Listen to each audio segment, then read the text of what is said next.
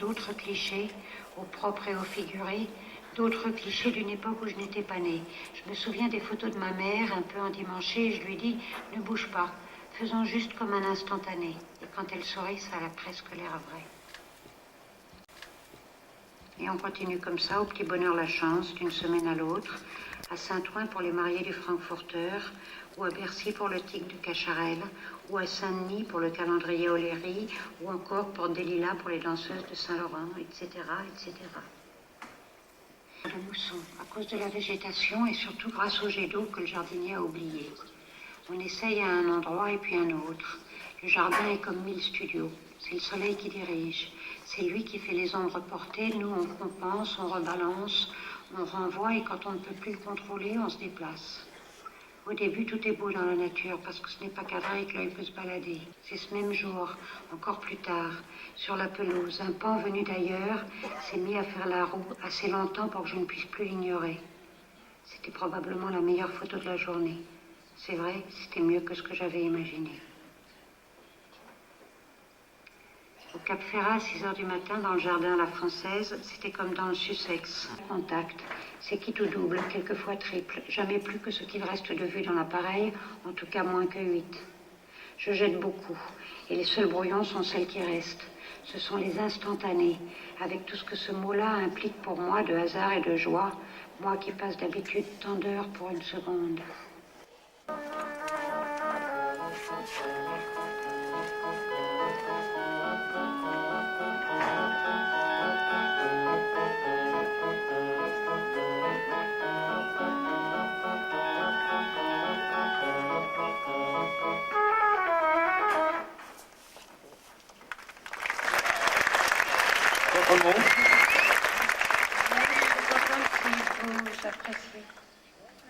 Merci. Le film que vous allez voir ce soir n'est pas comme on a annoncé dans des dépliants, des centaines de photos de mode, etc., etc. Ça s'appelle In and Out of Fashion, donc c'est autant en dehors de la mode que dedans. Et ça raconte une trajectoire, comment je suis arrivé à faire de la photo, après avoir fait de la peinture, des choses graphiques, etc. Et comment je suis arrivé par hasard à faire des photos de mode, comment je me suis arrêté, comment je suis arrivé à faire du cinéma, etc. Alors, nous avons une petite angoisse. Je ne veux pas que vous soyez trop en angoisse vous-même. Ce film qui était commandé par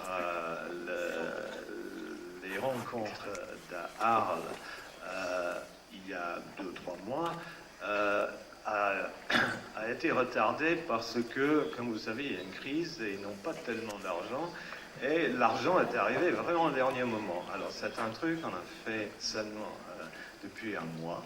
Et c'est un film d'1 h 30.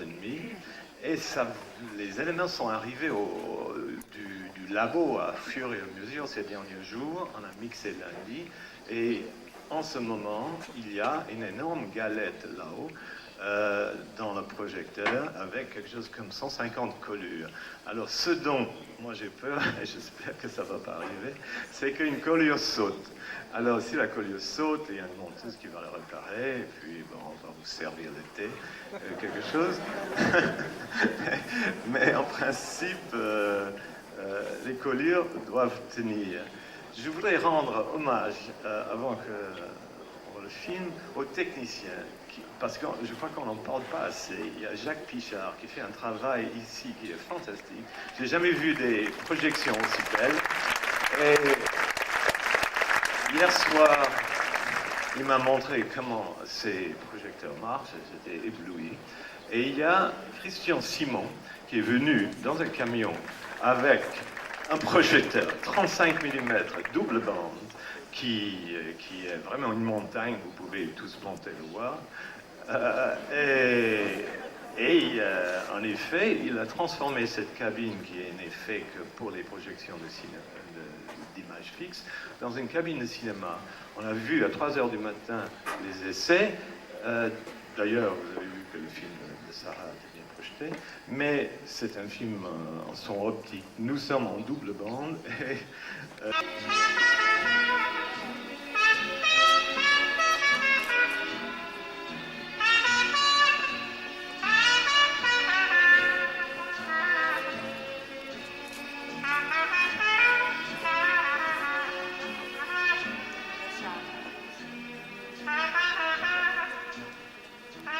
Au début des années 50, je faisais une peinture abstraite et j'ai rêvé d'en faire des peintures murales. En 52, j'ai exposé à Milan. L'architecte Mangiarotti m'a proposé de peindre un mur amovible qu'il avait inventé. Ce fut ma première commande et curieusement mon premier rapport avec la photographie. En photographiant avec des longues exposures ces panneaux tournants, j'ai découvert les traces bougées de ces formes géométriques.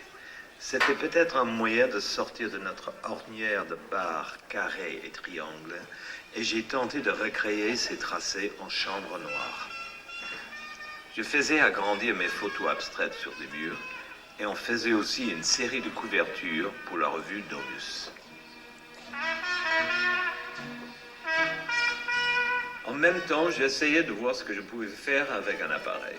Dans la rue, et puis au cours d'un voyage en Hollande, une sorte d'enquête sur Mondrian. Mon premier reportage et mes premières pages publiées, c'était dans le magazine Vogue. Alex Lieberman, le directeur artistique, s'est intéressé à mon travail, m'offrant aussi un contrat. Il m'a demandé ce que j'avais comme projet. Je voulais faire un livre-journal photographique sur mon retour à New York. D'accord. Vogue le financerait et publierait un portfolio. Je me suis lancé à fond. C'était une redécouverte de ma ville, mais surtout une découverte de la photographie. Je n'avais aucun complexe. Ma devise, anything goes. Le gag était que ces photos étaient financées par Vogue, qui, bien sûr, ne les a jamais publiées.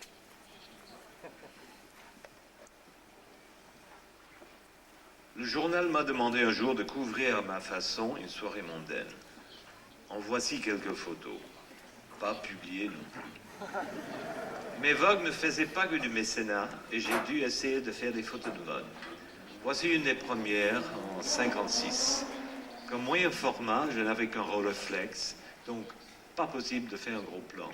Je me disais tant pis, je verrai ça dans la chambre noire. Pendant les collections, on travaillait la nuit, alors la rue, il fallait la transporter en studio. Suite de l'open flash. Mon assistant cavalait autour du mannequin avec des grosses lampes.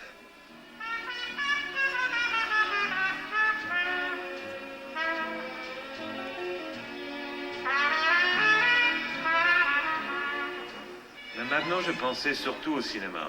Ma première aventure télévisuelle, un film pour 5 colonnes à la une, dont voici quelques extraits.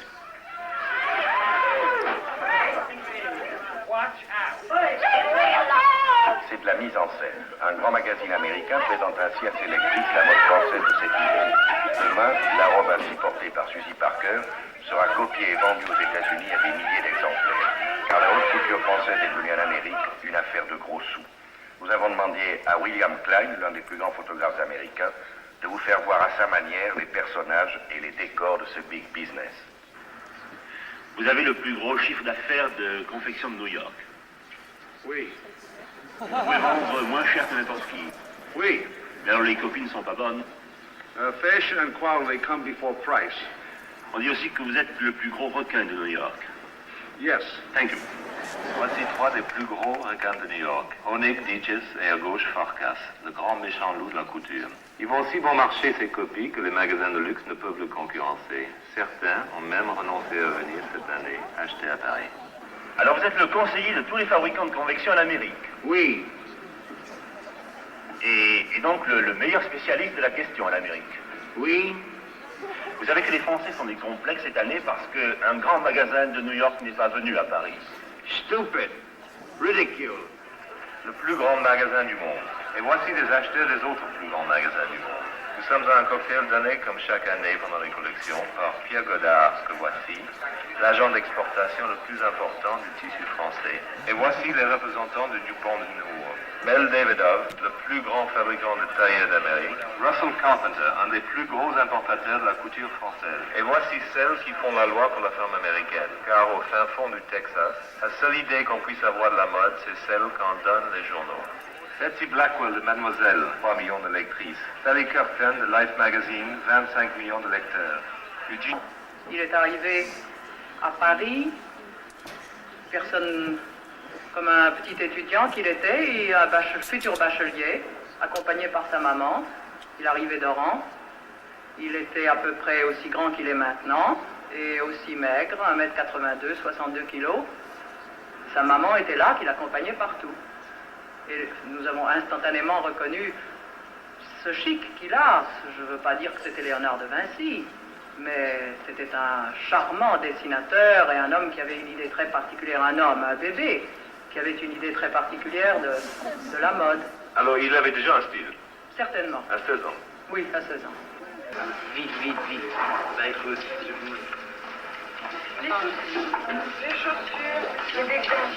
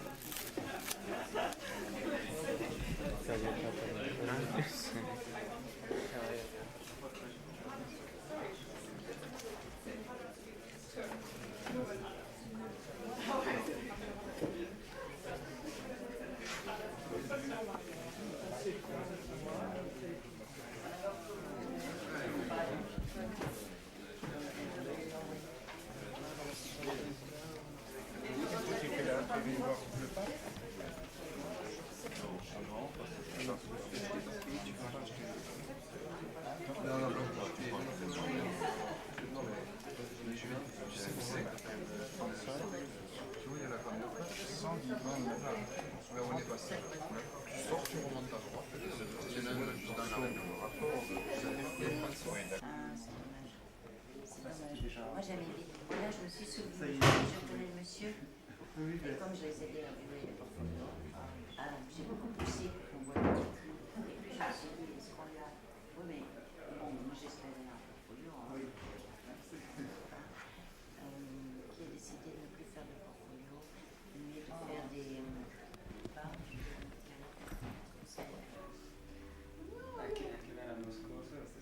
Sì, io sono andato di corsa al bar e mi sono trovato qua in mezzo. Queste cose mi fanno una paura terribile il vuoto. Sono dei romani, eh?